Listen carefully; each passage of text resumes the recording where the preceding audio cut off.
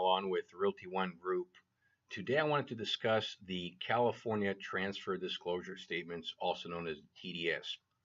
The purpose of this video is purely informational to help homeowners, real estate agents, and would-be real estate agents have a good overview of California mandated transfer disclosure statements. This is not intended to serve as legal advice or tax advice. Please consult your attorney for more information, your real estate broker or agent, or the California Association of Realtors. We're going to discuss four things today. We're going to discuss number one, what is the California Transfer Disclosure Statement, also known as TDS. For the rest of the video, I'm going to refer to it as the TDS.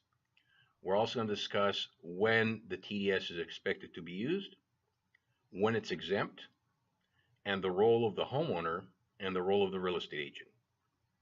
California has what's called California Mandated Transfer Disclosure Statement, also known as the TDS.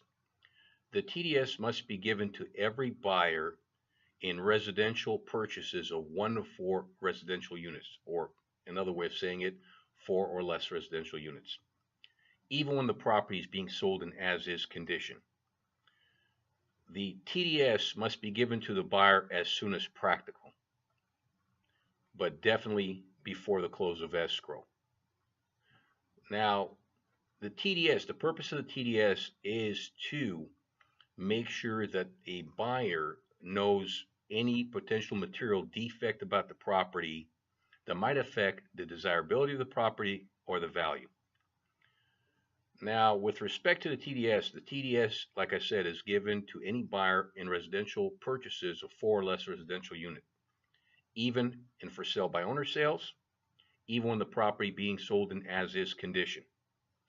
The TDS is exempt on purchases of REO, real estate owned properties, foreclosure properties, probate properties, tax sale properties, any inter-spouse deeds or transfer or inter-family transfer.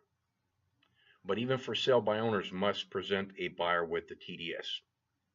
Now, a seller must perform a reasonable visual inspection of the property, both the improvement and the land, before completing the TDS. And the seller must disclose to the best of their ability any material fact known to them that might affect the desirability or value of the property. A real estate agent should never fill out the TDS for the seller.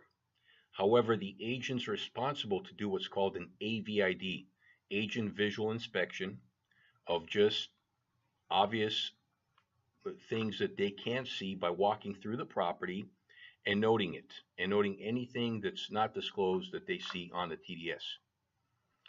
Now again, the key here is this: when the TDS is given to a buyer personally, the buyer has 3 days to rescind the offer in writing. If it's sent by mail, the buyer has 5 days to rescind or withdraw the offer in writing if they don't like what they read in the TDS.